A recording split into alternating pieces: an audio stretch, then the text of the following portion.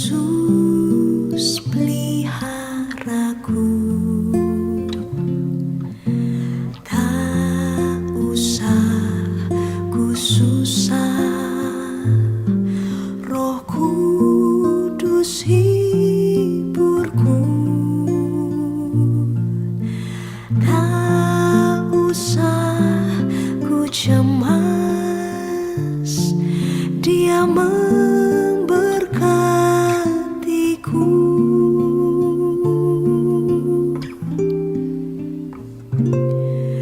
El Shaddai, El Shaddai, Allah Maha Kuasa. Dia besar, Dia besar, El Shaddai mulia, El Shaddai, El Shaddai,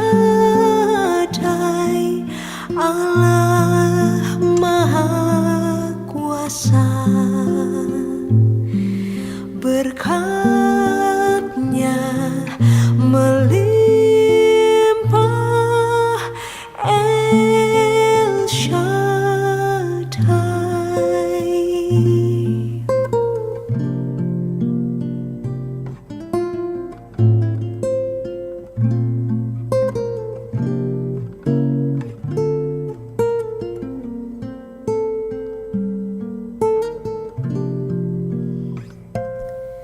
El Shaddai, El Shaddai,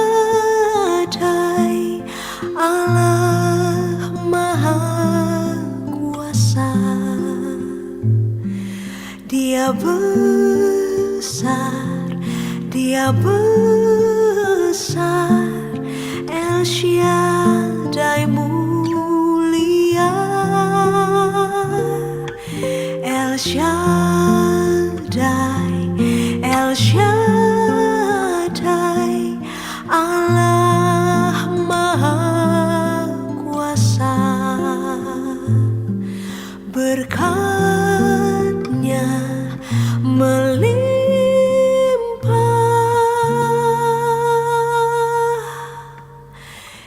El Shaddai.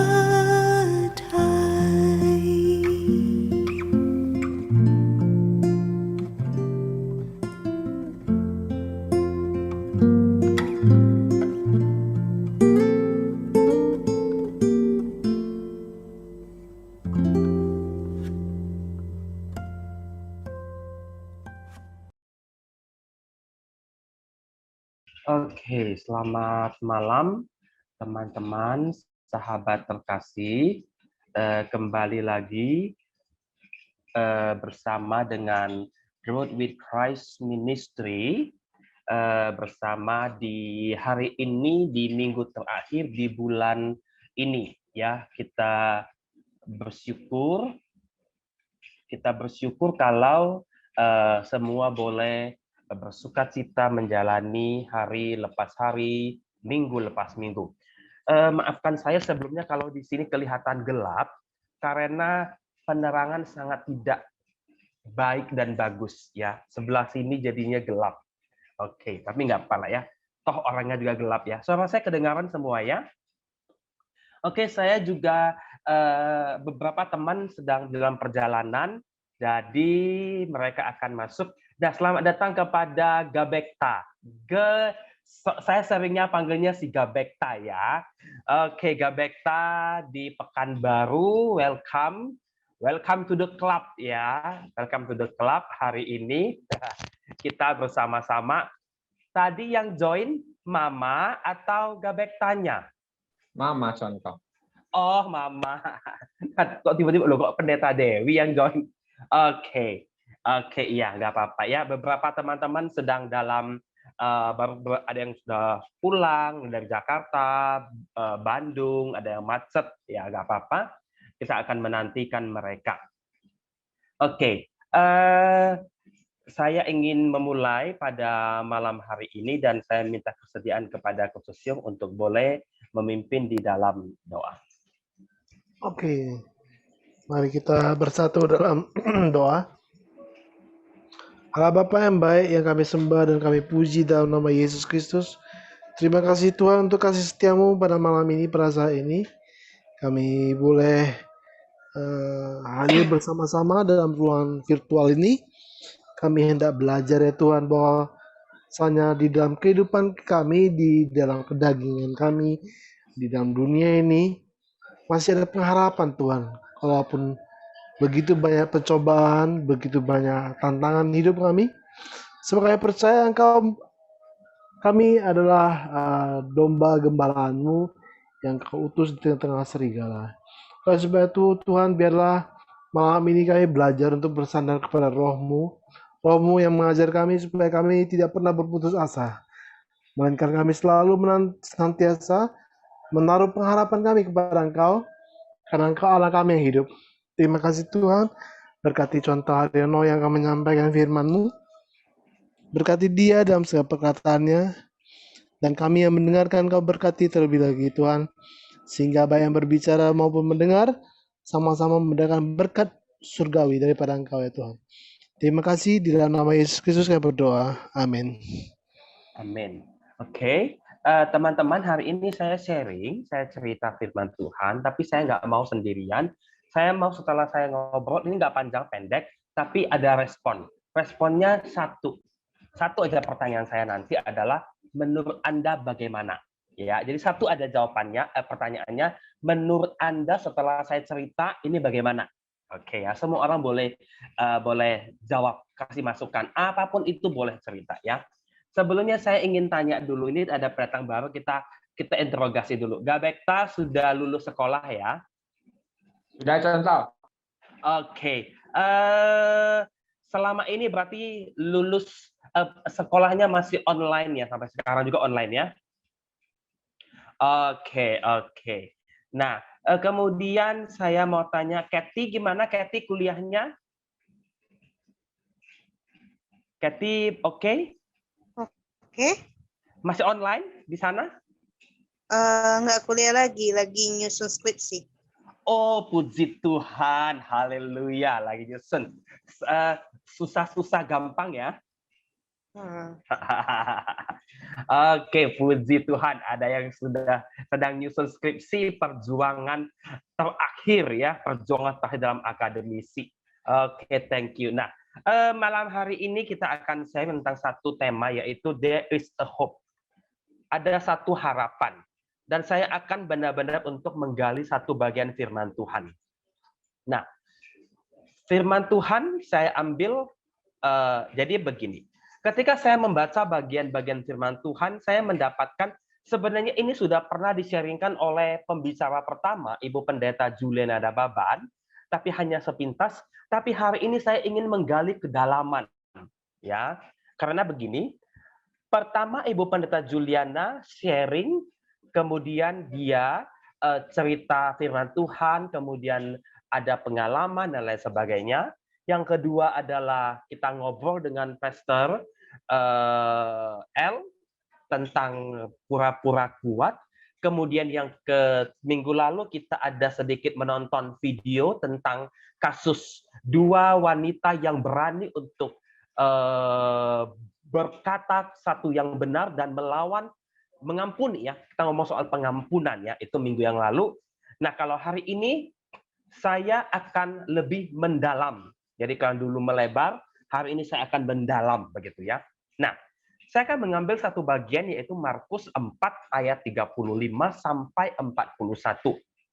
Nah, teman-teman, Markus 4, 35 sampai 41 ini adalah kisah tentang yang dulu Pendeta Juliana pernah katakan, yaitu tentang Yesus yang meredakan angin badai taufan yang mengamuk.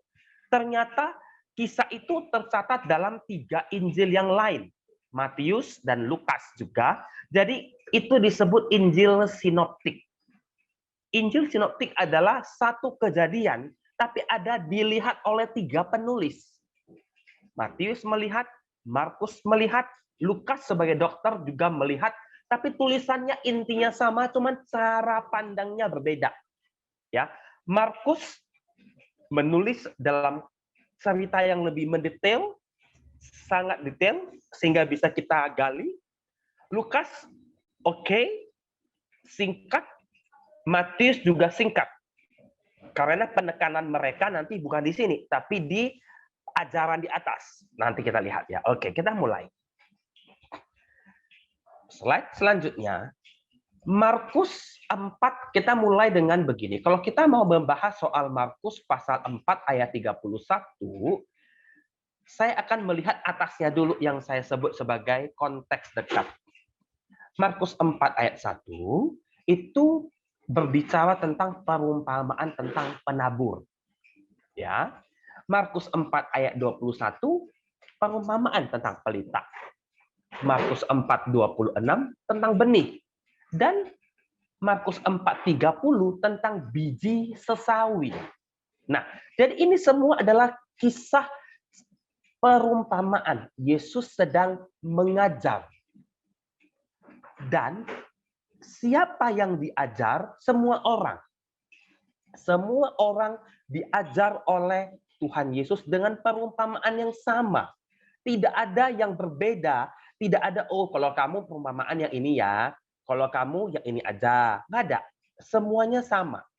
Ya, jadi intinya adalah semua orang mendengar, semua orang tahu, semua orang memahami dan mengerti, dan tidak ada yang Yesus sembunyikan dalam cerita itu. Oh, yang kelompok ini untuk ini, orang Yahudi untuk ini, orang non-Yahudi ini. Nggak ada, jadi sama. Mereka berkumpul. Dari 4 kisah perumpamaan Tuhan Yesus, kita bisa mendapatkan beberapa hal. Setidaknya ada 3 hal. Yang pertama adalah, kita lihat, itu menunjukkan status Yesus sebagai guru. Guru bertugas mengajar. Oke, jadi dia mengajar. So simple. Ya kan? Nggak salah dong, namanya guru. Pasti tugasnya mengajar. Yang kedua, Yesus mengajar kepada orang-orang. Semua. Bukan satu kelompok, bukan satu komunitas, bukan hanya kepada murid, bukan hanya kepada orang pemungut cukai. Enggak. Semua orang. Dan dia tahu apa yang dia ajarkan. Oke, dia sadar. Dia tahu apa yang dia ajarkan. Dan yang ketiga, Yesus tahu tujuan kedatangannya. Salah satunya mengajar.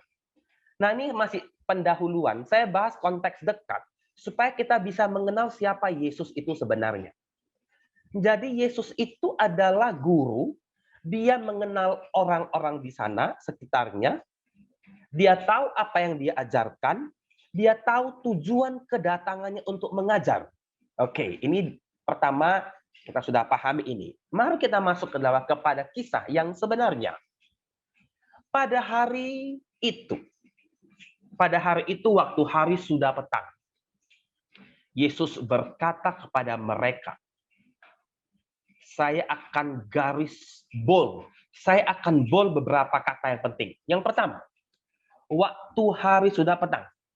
Mereka meninggalkan orang banyak itu lalu bertolak dan membawa Yesus dengan mereka. Yang kedua, Yesus duduk. Yang ketiga, perahu lain juga menyertai. Ini ada kata-kata penting.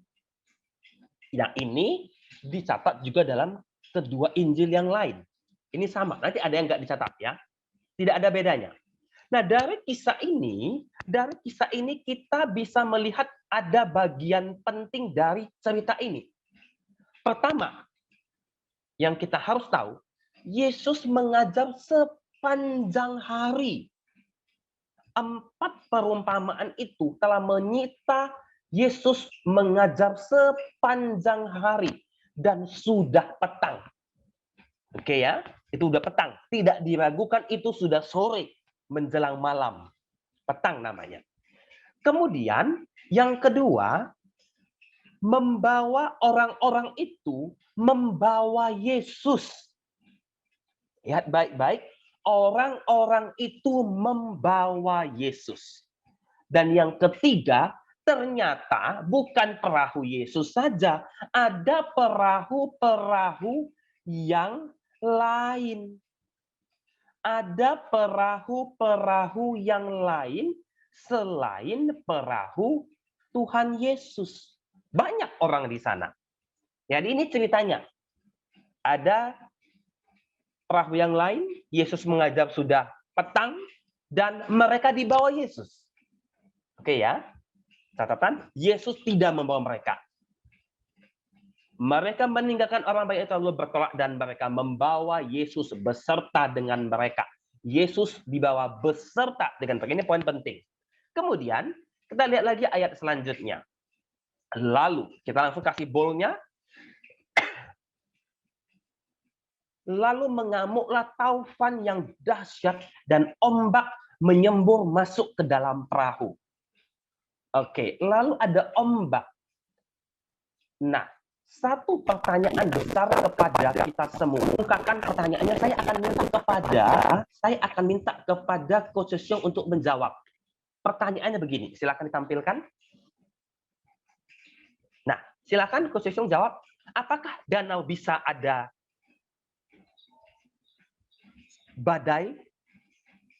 Kalau kita belajar geografi Danau Galilea, di mana Danau Galilea atau Laut Tiberias ya, apa? Iya. Nah, itu secara topografinya memang memungkinkan sering banyak topan karena dia di lembah. Sekelilingnya itu gunung-gunung tinggi.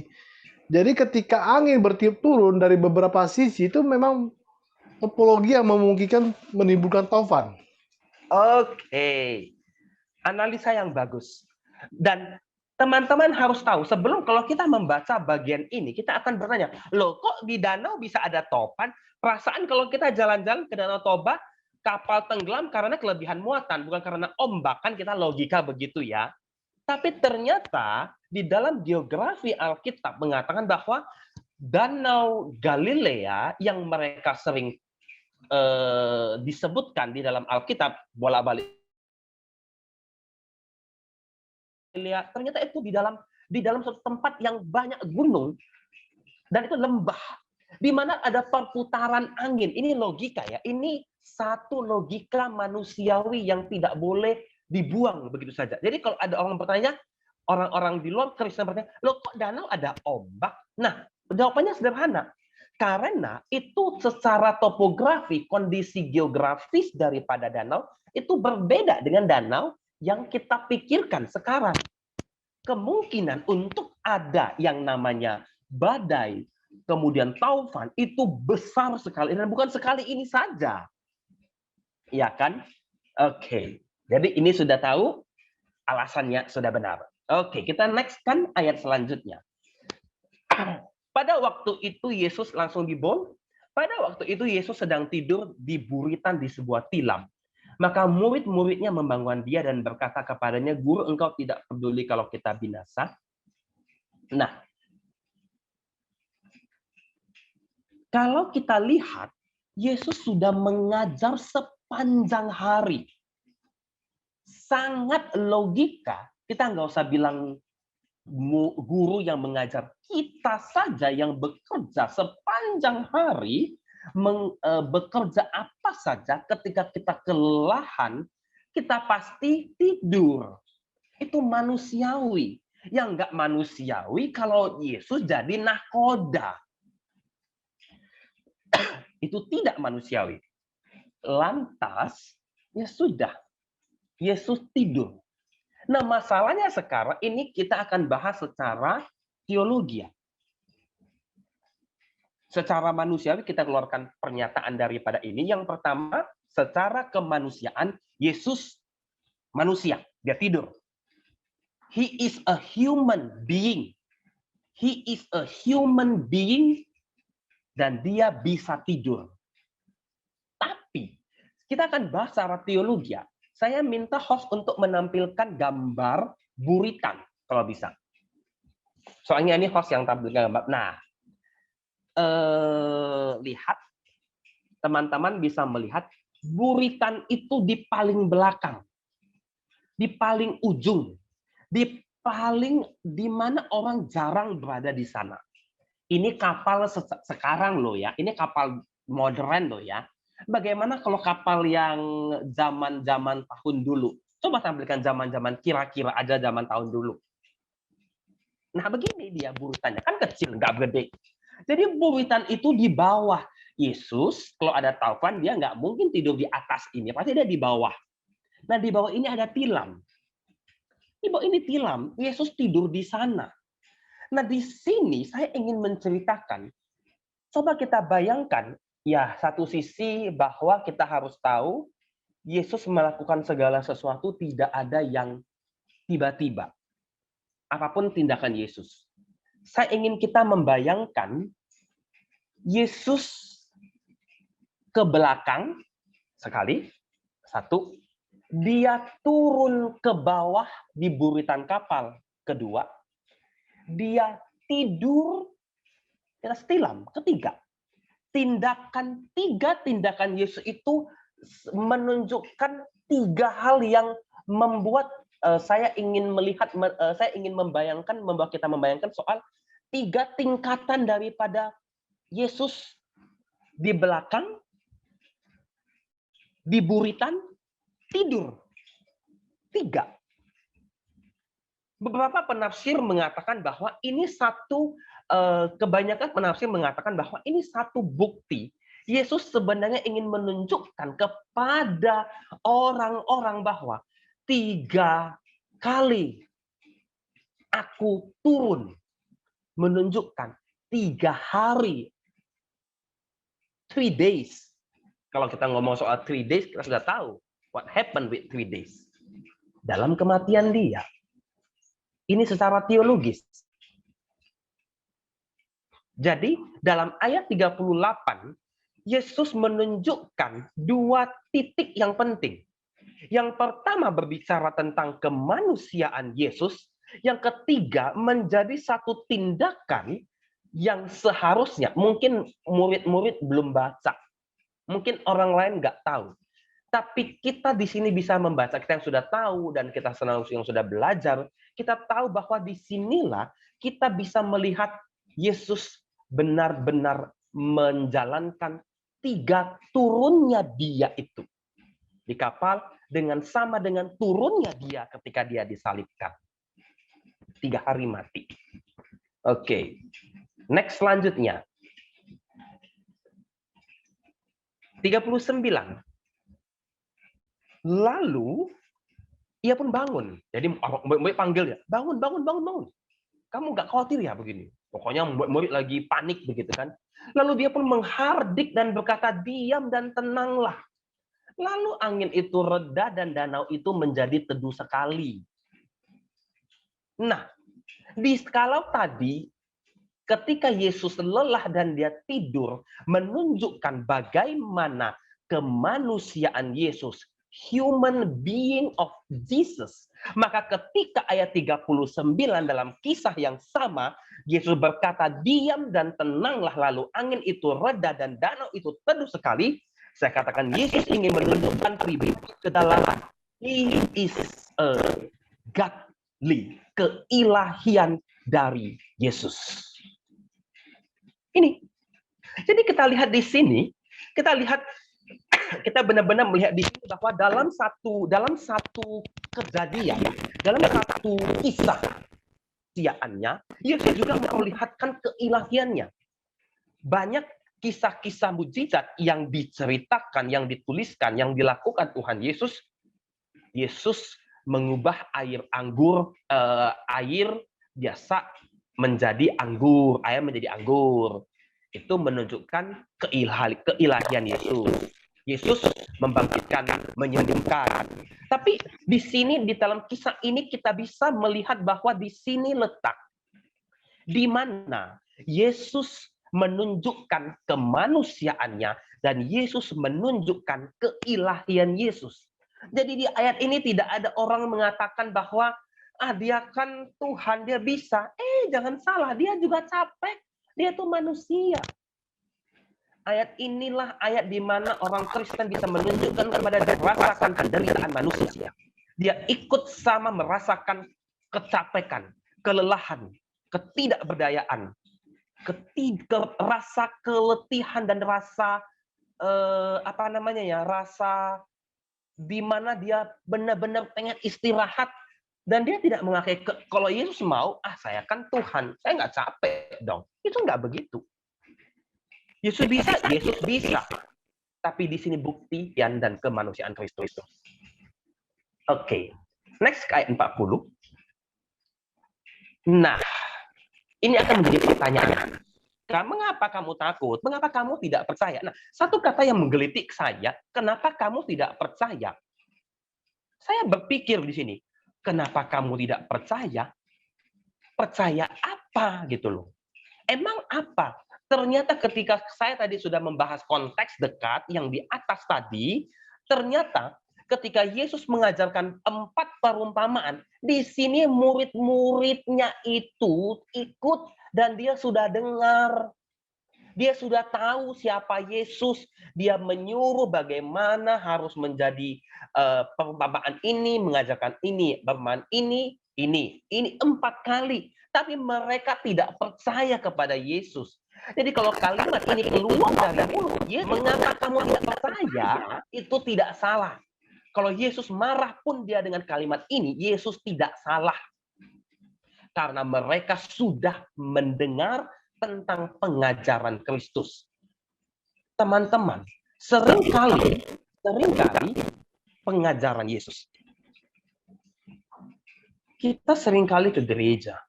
Kita seringkali mendengar khotbah segala macam. Membuka Alkitab, baca renungan, saat teduh, segala macam. Tapi kemana ke pengajaran yang sudah kita terima ketika kita ada dalam masalah, ketika kita ada di dalam persoalan, kemudian kita masih menggoncang-goncangkan Yesus supaya dia bangun. Disinilah letak pertanyaan Kristus kepada murid-muridnya. Jadi selama ini bahasa sekarang. Jadi selama ini gue ngajar, lu dengarnya apa? Lu tuh ikut gue udah lama, lu ikut gue. Terus dampaknya apa? Lu masih panggil gue bangun. Memang benar memang. Hanya dia yang bisa meredakan, betul. Itu semua setuju. Kita semua setuju. Tapi di sini letak kekurang percayaan daripada pribadi murid-muridnya. Itu menjadi masalah. Dan selanjutnya ayat ke-41. Menjadi ayat terakhir dari bagian ini. Nanti kita akan sharing. Mereka menjadi sangat takut dan berkata kepada orang dan yang lain, siapa gerangan orang ini? Di sini tidak ada ditulis, karena tadi dikatakan bahwa yang mengikut mereka banyak perahu, banyak. Jadi tidak ditulis apakah murid-muridnya juga bertanya ini, kalau bertanya keterlaluan, apakah orang-orang lain yang ikut, tapi pertanyaan orang ini. Nah, sebenarnya pertanyaan ini adalah pertanyaan iman sesungguhnya. Kenapa saya katakan pertanyaan iman? Karena ketika kita bertanya kepada seseorang, kita pengen tahu, kok bisa ya? Kalau hari ini, seseorang melakukan satu contoh nih ya, contoh.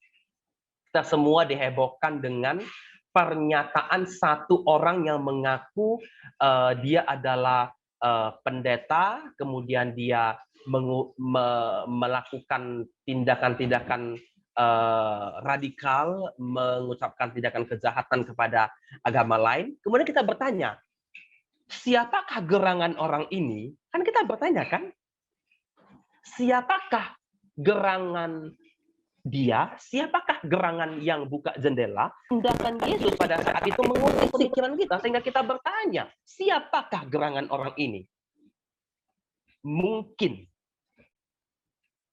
Mungkin orang-orang belum mengenal dia pada saat itu. Tapi kita sebagai saat ini, orang-orang yang benar-benar sudah kenal dia, apakah kita masih bertanya siapakah gerangan orang ini? Ini menjadi masalah. Kalau sampai saat ini kita masih bertanya siapakah gerangan orang ini masalah namanya. Ini masalah. Mari kita renungkan bersama-sama untuk kita sharingkan pada malam hari ini. Nah, coba lihat gambar ini baik-baik. saya minta kesediaan Gabekta untuk mengomentari apa yang aneh dengan gambar ini. Ayo, silakan. Ada yang aneh nggak? Dengan gambar ini. Tapi ini satu gambar yang benar-benar buat kita harus merenungkan kembali. Gambar yang Iya, apa yang aneh dengan gambar ini?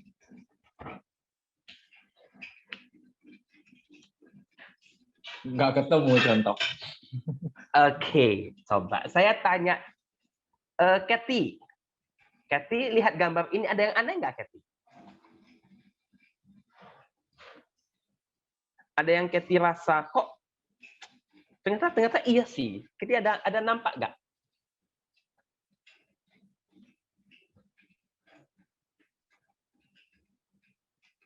Kathy bisa mendengar? Bisa di-unmute boleh? Nah, belum unmute ya. Oke, nggak apa-apa. Nah, sekarang saya ke Kosesyong. Nah, jangan-jangan Kosesyong nggak tahu nih.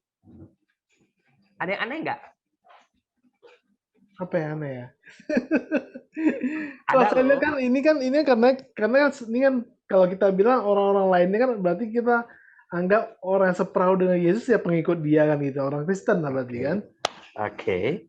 Tapi mereka terlihat dalam raut wajah mereka sebagian ada yang ketakutan, Oke. ada yang apa saya bilang, ya khawatir gitu ya. Oke. Dan apakah kalau Yesus yang di depan ini dia yang memimpin, apakah itu aneh? Saya agak bilang agak debatable sih kalau bilang gitu. Ya, itu kalau pendapat saya sih contoh. Nah, sekarang saya buka-bukaan ini. Ini orang-orang yang di perahunya aneh. Orang-orang di perahunya adalah kita saat ini. Lihat, ada yang pakai jas. Kan nggak mungkin di perahu pakai jas. Ini bukan nelayan, teman-teman. Ini kita ini. Ini kita. Ini saya dan saudara. Ini kita semua. Ada yang pakai jas, tuh ada yang pakai topi keren. Zaman dulu ada topi. Ya kan? Ini ada yang rambutnya udah bergaya, ada yang orang bule, ada orang kulit hitam, ada yang begitu. Ini kita. Ini saya dan saudara sekarang ketika dalam perahu. Ini kita. Nah, saya ingin kita sama-sama merenungkan 3 pertanyaan ini untuk kita renungkan dan kita akan jawab pada malam hari ini. Wajib dijawab. Silahkan kita buka pertanyaannya. Apakah kita lupa akan seorang pribadi yang bernama Yesus? Yang kedua,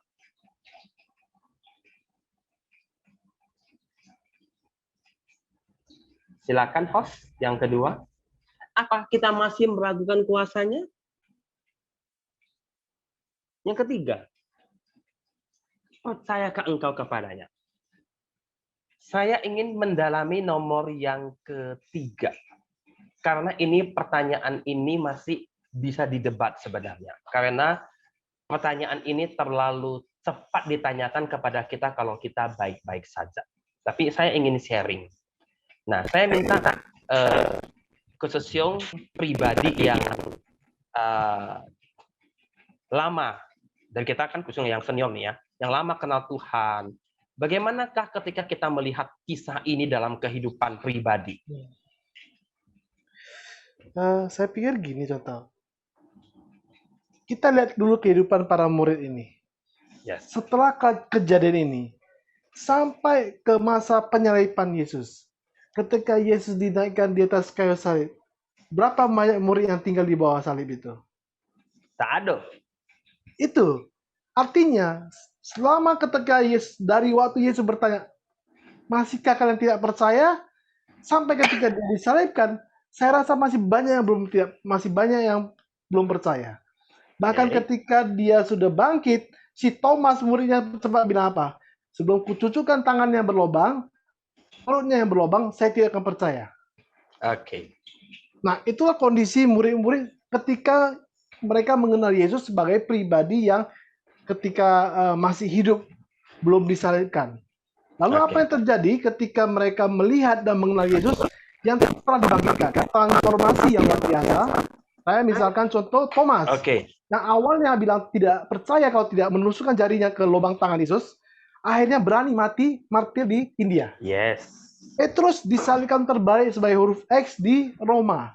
Yes. Dan sebagainya semua rasul-rasul itu, bahkan kita bilang Rasul Paulus yang tidak berhadapan dengan Yesus ketika Yesus masih hidup. Iya. Tapi dia melihat Yesus, Yesus yang telah bangkit, apa yang terjadi? Dia seorang penganiaya gereja, akhirnya dipakai Tuhan untuk menginjili para kaum kafir. Dan akhirnya dia mati martir juga. Nah, Yes. apa yang saya ceritakan di sini adalah mengenal Yesus tidak cukup kita mengenal dia sebagai sosok historis. Yes. Kita harus percaya dia adalah Allah yang hidup. Bahkan hidup sampai saat ini. Bukan karena kita bercerita, ini cerita historis. Lalu kita percaya karena ini cerita historis. Bukan. Apakah dalam hati kita sampai hari ini masih percayakah kita bahwa Yesus itu hidup? Kalau dia hidup, berarti dia memberikan impact kepada hidup kita. Melalui hidup Yesus, kematian Yesus, kebangkitan Yesus, apakah masih berpengaruh kepada kita hidup kita pada saat ini? Itulah pertanyaan-pertanyaan yang sering saya harus pertanyakan dalam diriku, sehingga istilahnya saya terus berjaga-jaga senantiasa di dalam iman saya. Saya mengenal Allah, mengenal Yesus, pribadi yang hidup sampai saat ini, dan saya tahu bahwa dengan pasti, dengan sadar, hidup saya pun pada suatu saat di dunia ini akan berakhir, dan saya akan kembali ke kekekalan. Di dalam kekekalan, pilihan kita cuma ada dua, mati kekal atau hidup kekal. Dan kita percaya Yesus yang hidup itu, yang kita hidupi di dalam hidup kita pada saat kita masih hidup di dunia ini, akan memberikan hidup kekal. Kalau itu kepercayaan kita, itu yang kita imani, maka saya katakan seharusnya ketika menjalani kehidupan kita hari-hari yang penuh dengan penderitaan, yang penuh dengan tantangan hidup, maka tidak ada ceritanya kita tidak bisa bersuka cita. Nah, saya ingin bertanya nih. Ada masa pasti ya jatuh bangunnya ya. Betul. Kenapa itu terjadi? Biasanya Ketika menghadapi permasalahan, fokus kita beralih. Fokus kita beralih kepada besarnya permasalahan kita dan seberapa kecilnya kemampuan kita. Tapi kita lupa melibatkan Allah yang lebih besar daripada masalah itu sendiri. Ketika kita menganggap kekuatan kita, mengandalkan kekuatan kita, maka kekuatan kita yang lebih kecil daripada masalah yang kita hadapi, otomatis kita akan down. Oke. Itu sudah hal yang manusiawi sekali, hal yang lumrah pasti terjadi. Tetapi ketika kita down, apakah kita akan tergeletak terus? Itu yang jadi pertanyaannya. Apakah kita mau bangkit atau kita mau tergeletak terus ketika menghadapi permasalahan itu?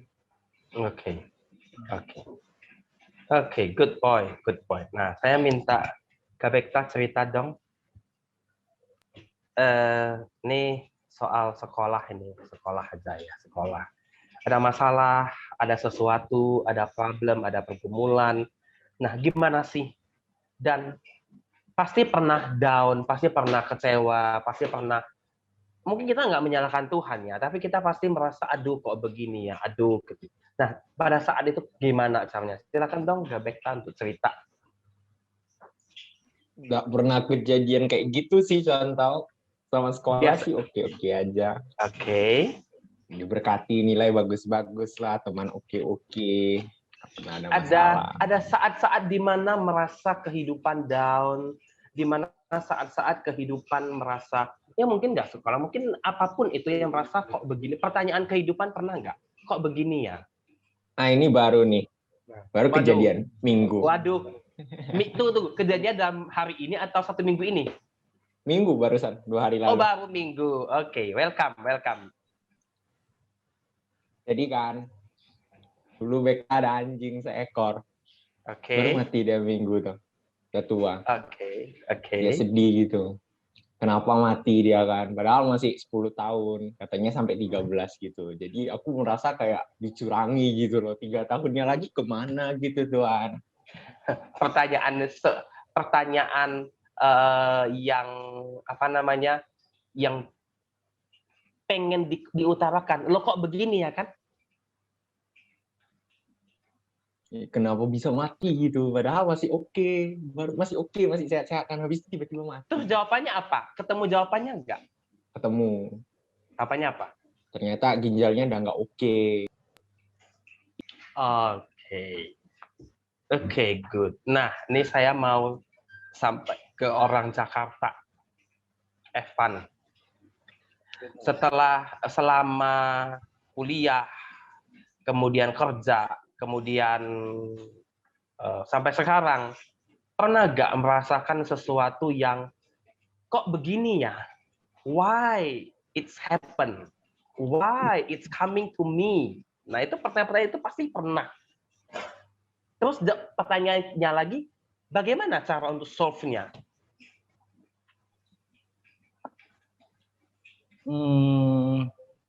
Pernah nggak terjadi ini? Pernah terjadi sih. Oke. Kemudian cara untuk ya semua pasti ada jalan keluar lah, tapi cara untuk menghandle itu bagaimana? Biasa sih, gue sih cari tahu dulu masalahnya tuh gimana, akar masalah tuh gimana. Nah, di solve-nya tuh dari akar masalahnya itu.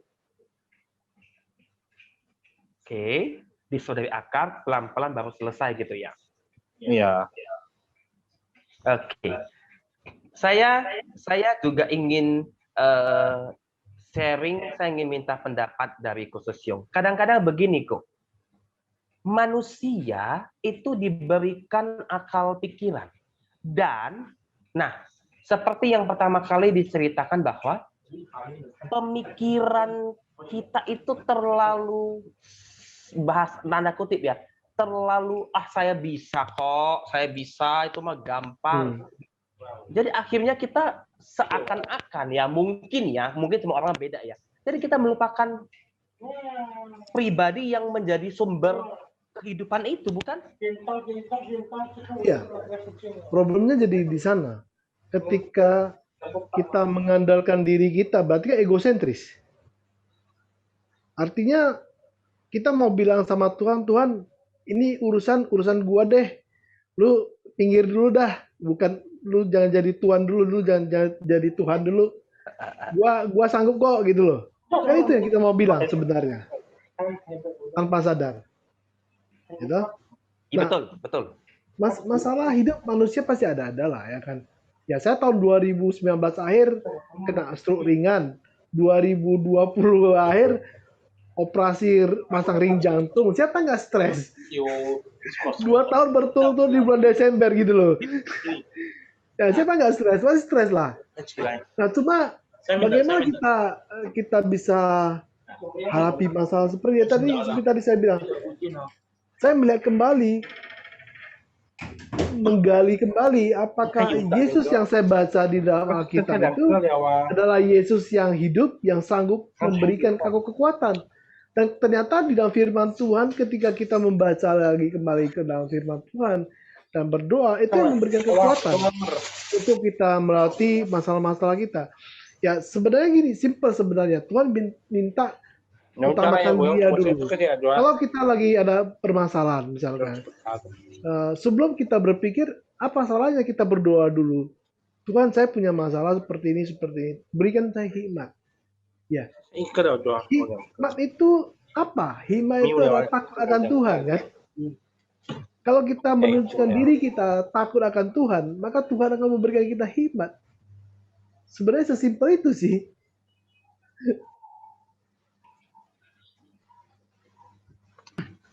Masalahnya sekarang apa ya? Kita sok pintar. Setuju nggak? Iya. Ada kecenderungan sebenarnya ini kecenderungan dosa sih saya bilang. Dan kedagingan kita ingin maju duluan. Dan tanpa kita sadari, kita sering playing God. Kita mau jadi dia. Betul kan? Iya, jadi menjadi Kristen, menjadi pengikut Kristus itu salah satu kuncinya adalah bagaimana menundukkan ego manusia kita di hadapan Allah. Dan itu susah. Susah sekali. Susah sekali. Tapi butuh proses memang.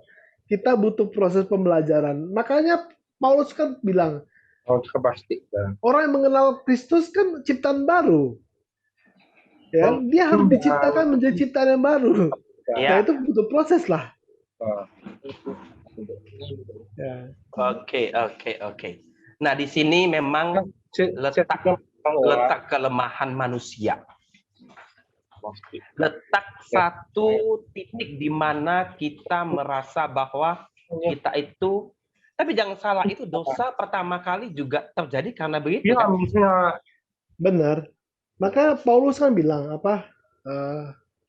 Roh itu penurut, tapi daging lemah. Waktu Hawa digoda kan itu kan godaannya, kamu akan menjadi sama Iya. seperti Allah. Iya. Jadi kalau misalnya kita sekarang bertindak dalam kehidupan kita sama seperti Allah dan menjadi Allah, kan sebenarnya kan itu kan seperti dosa mula-mula. Betul. Terus cinta. Itulah Wah. kira-kira permasalahannya. Jadi ya menjadi ciptaan baru, menundukkan kedagingan di bawah roh itu memang suatu pembelajaran lah bagi kita selama hidup ya. Sepanjang kita masih hidup itu adalah proses belajar yang tidak akan pernah berhenti. Ya mungkin seperti Gabekta yang masih muda, ya proses kehidupan itu masih panjang dan masih banyak yang perlu dipelajari. Saya pikir ya itu mulai dengan paling penting itu mulai dengan mendekatkan diri kepada Allah kita melalui pembacaan Alkitab, melalui doa, mendisiplinkan diri di hadapan Tuhan itu sangat penting. Ya.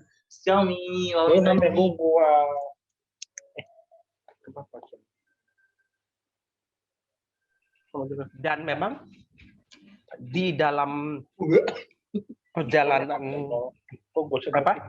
Rasul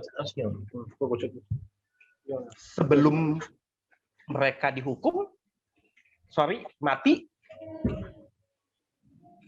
tendensius mereka kan itu.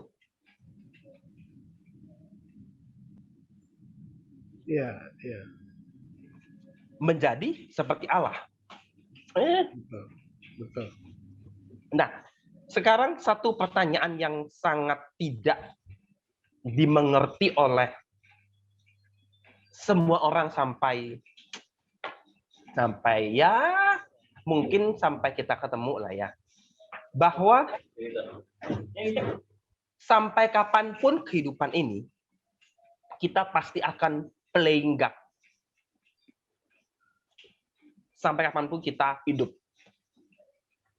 Dengan segala ringan maupun beratnya badai itu, kita playing God.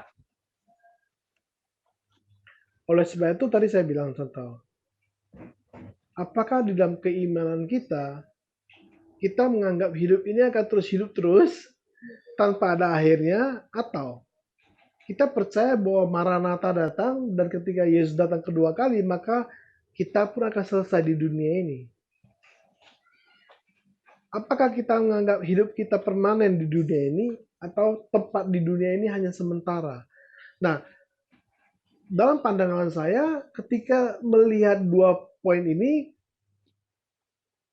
kalau kita percaya bahwa setelah kematian, setelah kehidupan di dunia ini selesai, kita masih akan menjalani kehidupan yang lainnya, maka kita akan punya cara pandang terhadap hidup yang sementara ini yang berbeda. Gitu.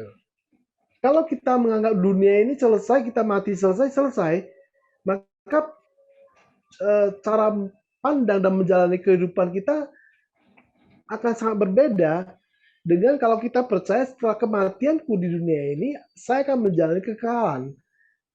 Ya. Itu pasti kita akan mempunyai cara pandang dan cara bereaksi cara pandang ini yang berbeda. Iya, betul. Cara pandang kepada ketika kita menyelesaikan Hmm. ini akan menentukan bagaimana kita Iya, bersikap. itu maksud saya. Setuju. Jadi Setuju. kalau kita sebagai orang Kristen percaya bahwasanya di dalam kehidupan yang singkat ini, yang sementara ini, kita akan menjalani kekekalan bersama-sama Yesus dengan lebih baik, dan dengan lebih, ketika ada lebih baik, berarti itu kan ada pengharapan. Maka dalam kehidupan yang sementara, yang singkat ini, dalam menghadapi masalah apapun, maka saya akan bisa bertahan. Karena ada pengharapan yang besar di belakang itu. Yes. Itu Itu dia. dia. Pengharapan. Nah, saya ambil poinnya di sini. Ada pengharapan di belakang itu menjadi Iya. titik di mana kita bisa hidupnya minimal kita berharap kepada Dia gitu. Betul. Sesulit apapun kita akan bertahan.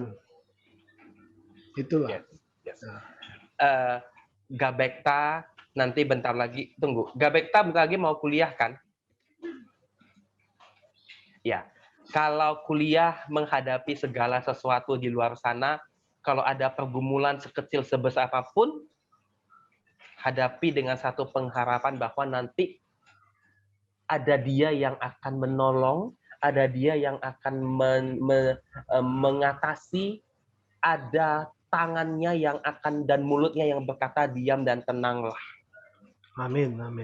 Dan ingat bahwa jangan pernah memainkan peran kita sebagai Tuhan. Gampang lah. Contoh nih ya, contoh nih, Kathy lagi nyusun tugas akhir nih. Gampang lah buat tugas akhir mah gampang. Nanti ini gampang. Nanti buat gini gampang. Gampang menurut kita. Tapi ketika kita menemui masalah, kita pasti ada masalah dalam menyusun tugas akhir. Pasti ada. Ya, di sana kita membutuhkan pribadi itu. Tidak mungkin tidak. Nah, jadi teman-teman dalam cerita satu bagian ini kita bisa melihat bahwa walking in the storm, berjalan di tengah badai ini ternyata indah.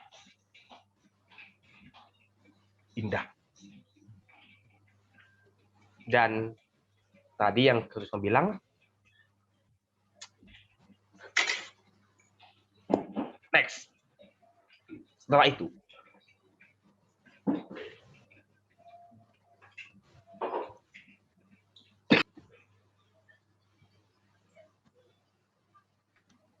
halo?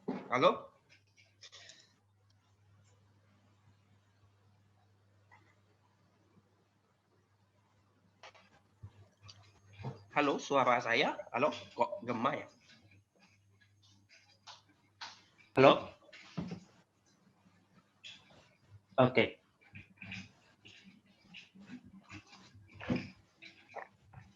Oke, untuk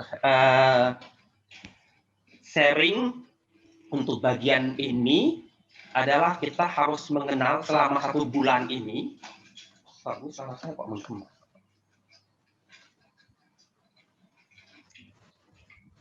Bahwa yang pertama kita bisa melihat bahwa jangan pura-pura kuat deh. Jangan. Akui. Kemudian yang kedua, kita belajar bahwa di tengah badai ada Dia. Dan hari ini Dianya juga memberikan harapan. Yes. Dia memberikan harapan. Dan harapan itu jangan disamakan dengan ini nih. Saya bisa. Beda. Saya bisanya dengan yang Dia bisanya itu sesuatu yang beda. Jauh bedanya. Nah, buktinya dari mana? Kalau mereka murid-murid di dalam dikatakan, oh saya bisa. Buat apa Yesus dibangunkan tuh? Nah, ternyata saya bisanya kita dengan saya bisanya dari pribadi Dia, Sang Pemilik hidup. Jauh. Kita jangan pernah mengandalkan pemikiran, solusi kita, cara kita. oh saya bisa, nggak ada. Tidak ada satu orang pun yang bisa. Karena memang nggak bisa. Nah, jadi teman-teman, kita sharing bahwa kita tahu bahwa tidak ada satu titik kehidupan pun yang terluput daripada campur tangan Tuhan. So, serahkanlah. Ya. Menutup, minta Evan untuk menutup.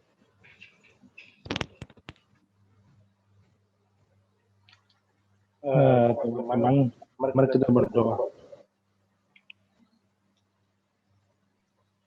Tuhan, terima kasih Tuhan untuk pengajaran yang benar. Apa yang telah disampaikan bisa kami melakukan dan menjadi rema dalam kehidupan kami. Dalam nama Tuhan Yesus kami berdoa. Amin.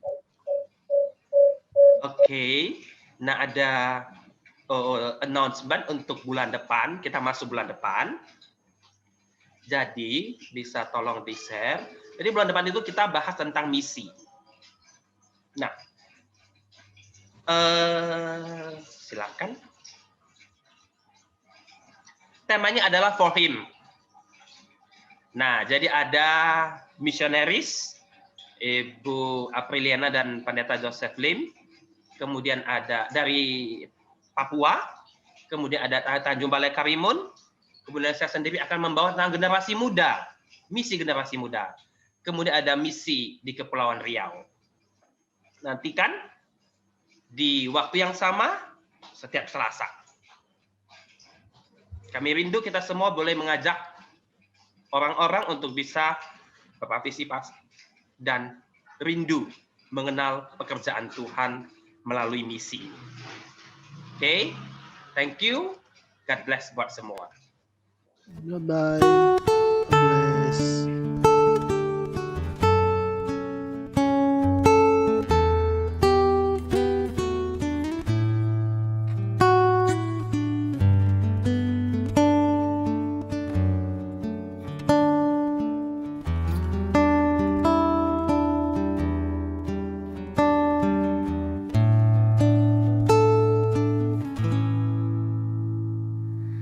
Kau hiasi kehidupanku